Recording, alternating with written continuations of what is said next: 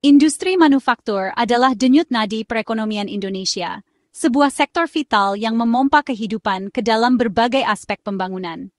Ia adalah tulang punggung yang menopang pertumbuhan ekonomi, menciptakan lapangan kerja, dan mendorong inovasi di seluruh negeri. Industri ini melibatkan jutaan pekerja, dari operator mesin hingga manajer pabrik, dan rantai pasok yang kompleks yang menopang banyak sektor, mulai dari pertanian hingga teknologi. Rantai pasok ini membentang dari hulu ke hilir, menghubungkan produsen bahan baku dengan konsumen akhir, menciptakan ekosistem ekonomi yang saling bergantung. Ketika manufaktur tumbuh, ekonomi ikut berlari. Investasi meningkat, lapangan kerja tercipta, dan pendapatan masyarakat pun bertambah. Pertumbuhan manufaktur menjadi indikator utama kesehatan ekonomi suatu negara. Namun saat melambat, dampaknya langsung terasa. Penurunan produksi dapat menyebabkan pemutusan hubungan kerja, penurunan investasi, dan kontraksi ekonomi secara keseluruhan. Kini, di pertengahan 2025, sektor ini mulai melemah. Tanda-tanda perlambatan mulai terlihat, menimbulkan kekhawatiran di kalangan pelaku industri dan pengamat ekonomi. Indeks kepercayaan industri, IKI, menjadi sinyal penting. IKI adalah barometer yang mengukur tingkat optimisme dan keyakinan para pelaku industri terhadap kondisi ekonomi saat ini dan prospek masa depan. IKI bukan sekadar angka, melainkan representasi dari sentimen pasar dan ekspektasi bisnis. Ini adalah cerminan optimisme dan realitas pelaku industri, sebuah indikator yang mencerminkan bagaimana para pemimpin bisnis memandang lingkungan ekonomi dan peluang yang ada di depan mereka. Memasuki Juni, data IKI menunjukkan tren perlambatan yang patut diwaspadai. Penurunan ini mengindikasikan bahwa kepercayaan pelaku industri mulai terkikis, yang dapat berdampak negatif pada investasi dan produksi. Perlambatan ini bukan sekadar statistik, ini adalah peringatan dini yang perlu ditanggapi dengan serius. Ini soal pesanan berkurang, yang berarti penurunan permintaan dan potensi penurunan pendapatan bagi perusahaan. Ini tentang produksi tertahan, yang dapat menyebabkan penumpukan inventaris dan kerugian finansial, dan ancaman efisiensi tenaga kerja, yang dapat berujung pada pemutusan hubungan kerja dan peningkatan pengangguran. Para pelaku industri, besar maupun kecil, merasakan dampak dari perlambatan ini. Mereka kini di persimpangan jalan dihadapkan pada pilihan-pilihan sulit yang akan menentukan kelangsungan bisnis mereka. Mereka menghadapi pasar domestik yang bergejolak dan ketidakpastian global yang semakin meningkat. Kita perlu membongkar faktor-faktor di balik angka IKI untuk memahami akar penyebab perlambatan ini. Kita tidak bisa hanya melihatnya sebagai skor akhir, tetapi harus menggali lebih dalam untuk memahami dinamika yang memengaruhi kepercayaan industri. Apa yang membuat pelaku industri ragu? Faktor-faktor apa yang menyebabkan mereka kehilangan keyakinan terhadap prospek bisnis? Tekanan apa yang mereka hadapi? Tantangan apa yang menghambat pertumbuhan dan inovasi di sektor manufaktur? Bagaimana kebijakan pemerintah memengaruhi situasi? Apakah regulasi yang ada mendukung atau justru menghambat pertumbuhan industri? Memahami akar masalah adalah langkah pertama menuju solusi yang efektif dan berkelanjutan. Mengabaikan sinyal pelemahan ini sama saja dengan mengabaikan peringatan dini akan potensi krisis ekonomi. Sama saja dengan membiarkan mesin ekonomi kita rusak perlahan, yang pada akhirnya akan berdampak negatif pada kesejahteraan seluruh masyarakat. Mari kita telaah data terkini dari Indeks Kepercayaan Industri atau IKI untuk bulan Juni 2025. Data ini memberikan gambaran penting tentang kondisi sektor manufaktur kita. Angka IKI Juni 2025 berhenti di level 50,89, menandai titik terendah sepanjang tahun ini. Ini adalah penurunan yang perlu kita perhatikan dengan seksama. Meski masih berada di atas ambang batas 50, yang memisahkan ekspansi dan kontraksi, laju ekspansi industri menunjukkan perlambatan yang signifikan, bahkan nyaris stagnan. Pertumbuhan yang melambat ini menimbulkan kekhawatiran tentang momentum industri. Jika dibandingkan dengan data bulan Mei yang mencapai 52,5, penurunan sebesar 1,61 poin dalam kurun waktu 1 bulan saja merupakan sinyal serius yang tidak boleh diabaikan. Ini mengindikasikan adanya tekanan yang meningkat pada sektor manufaktur. Tren pelemahan ini terlihat konsisten, bukan sekadar fluktuasi bulanan yang bersifat sementara. Ini menunjukkan adanya masalah struktural yang perlu segera diatasi.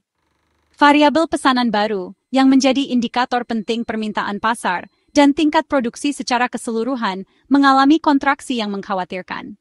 Hal ini mengindikasikan bahwa pesanan dari konsumen dan bisnis berkurang, sehingga produksi terpaksa ditahan untuk menghindari penumpukan stok. Para pengusaha cenderung menahan laju produksi mereka, sambil menunggu kepastian kondisi pasar yang lebih stabil dan prospek ekonomi yang lebih jelas. Angka 50,18 ini menjadi pengingat yang kuat bahwa kita sudah sangat dekat dengan zona kontraksi, sebuah wilayah yang harus kita hindari sebisa mungkin. Sedikit saja guncangan tambahan pada kondisi ekonomi saat ini dapat dengan mudah mendorong industri manufaktur kita ke dalam fase penyusutan yang lebih dalam. Konsekuensi dari kontraksi ini bisa sangat signifikan, termasuk potensi pengurangan jam kerja bagi para pekerja, yang akan berdampak pada pendapatan mereka, penundaan investasi baru yang seharusnya menciptakan lapangan kerja, dan bahkan risiko terjadinya pemutusan hubungan kerja atau PHK. Oleh karena itu, ini adalah panggilan mendesak bagi para pembuat kebijakan untuk segera bertindak cepat dan mengambil langkah-langkah yang diperlukan. Perlambatan ini harus segera diatasi dan dihentikan sebelum memberikan dampak yang lebih luas dan merugikan bagi perekonomian secara keseluruhan. Industri manufaktur kita membutuhkan solusi nyata dan tindakan yang efektif, bukan hanya sekadar analisis dan diagnosis masalah. Ada sebuah anomali yang sedang terjadi di sektor industri kita. Sebuah teka-teki yang membingungkan banyak pihak. Permintaan domestik mengalami peningkatan signifikan pasca Lebaran, terlihat dari geliat aktivitas belanja dan konsumsi masyarakat yang meningkat. Namun, ironisnya, produksi justru mengalami penurunan atau setidaknya tidak mengalami peningkatan yang sepadan. Alih-alih meningkatkan produksi untuk memenuhi permintaan yang ada, pabrik-pabrik di Indonesia memilih untuk menghabiskan stok lama yang sudah ada di gudang. Mereka lebih fokus pada pengelolaan inventaris yang ada. Keputusan ini diambil daripada menambah produksi baru yang tentunya membutuhkan investasi dan perhitungan yang matang. Mengapa demikian? Apa yang menyebabkan para produsen enggan untuk meningkatkan output produksi mereka? Penyebab utamanya adalah serbuan produk impor murah yang membanjiri pasar dalam negeri. Produk-produk ini menawarkan harga yang sangat kompetitif, bahkan cenderung lebih rendah dari produk lokal. Terutama produk-produk yang berasal dari Tiongkok, dengan skala produksi massal dan efisiensi biaya yang tinggi, membuat produsen lokal merasa waspada dan terancam. Mereka harus berpikir keras untuk bisa bersaing. Para produsen lokal khawatir bahwa barang-barang produksi mereka tidak akan laku di pasaran jika mereka meningkatkan produksi. Kekhawatiran ini sangat beralasan mengingat daya saing produk impor yang semakin kuat.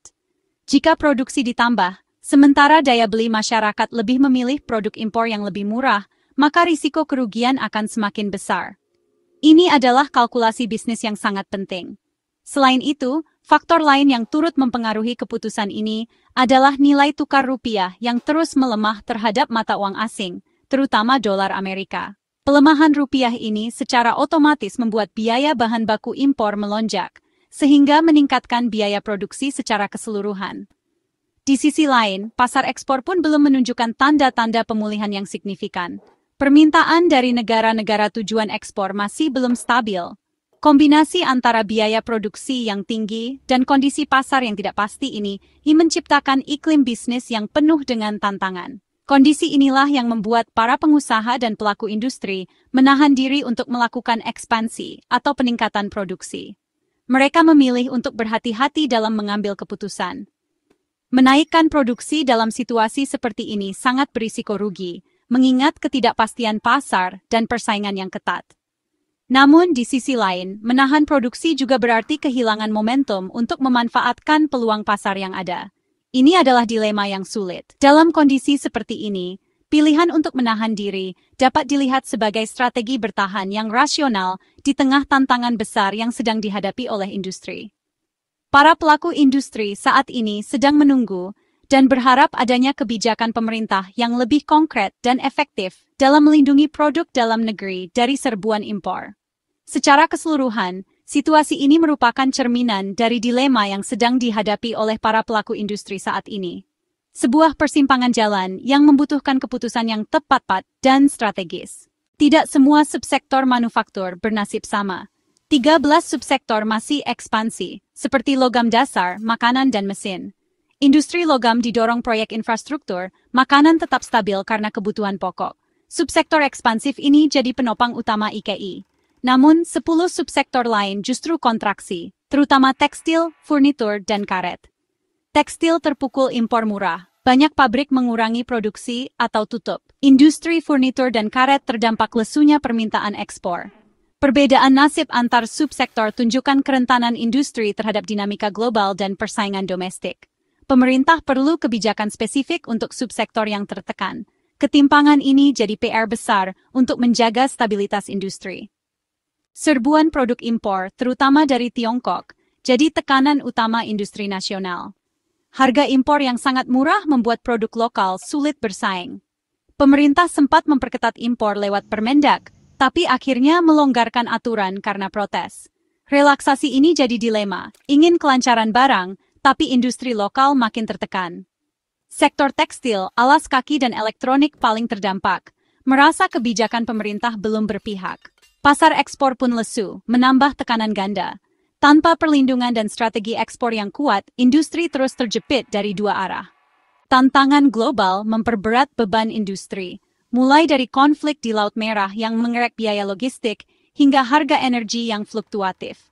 Kenaikan biaya logistik dan energi langsung menekan margin produsen. Pelemahan rupiah membuat bahan baku impor makin mahal. Produsen dihadapkan pada pilihan sulit, serap biaya, atau naikkan harga jual. Sektor padat karya seperti tekstil dan alas kaki terpaksa efisiensi, bahkan PHK. Gelombang PHK jadi bukti nyata dampak badai global dan kerapuhan domestik. Krisis ini butuh respons cepat dan terukur dari semua pihak. Di balik angka II, pelaku industri merasakan tekanan nyata.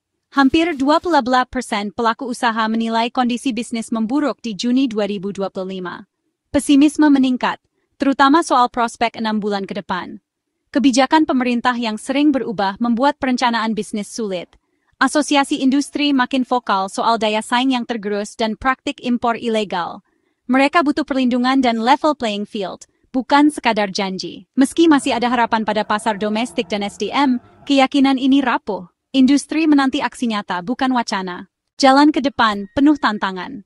Dari ketidakpastian global hingga daya saing domestik. Industri harus bertransformasi adopsi teknologi, tingkatkan produktivitas, dan inovasi. Tanpa perubahan struktural, kita akan terus terjebak perang harga. Konsistensi kebijakan dan kepastian hukum sangat dibutuhkan. Regulasi yang tumpang tindih dan penegakan hukum lemah harus dibenahi. SDM juga harus siap menghadapi industri masa depan. Upskilling dan link and match pendidikan vokasi jadi kunci. Investasi pada SDM adalah fondasi industri yang tangguh. Menyerah bukan pilihan. Industri manufaktur harus bangkit lewat kebijakan komprehensif. Perkuat pasar domestik dengan kebijakan perdagangan cerdas dan SNI wajib untuk saring impor. Kampanye Bangga Buatan Indonesia harus diikuti insentif nyata dan pengawasan TKDN yang ketat. Transformasi industri wajib, adopsi teknologi, restrukturisasi mesin, dan kolaborasi inovasi. Pemerintah, pelaku usaha, dan pekerja harus bersinergi menjalankan peta jalan industrialisasi. Kepentingan nasional harus jadi prioritas utama. Jalan terjal ini bisa dilalui dengan kebijakan tepat dan kerja keras bersama. Dengan sinergi, industri nasional bisa jadi tuan rumah di negeri sendiri.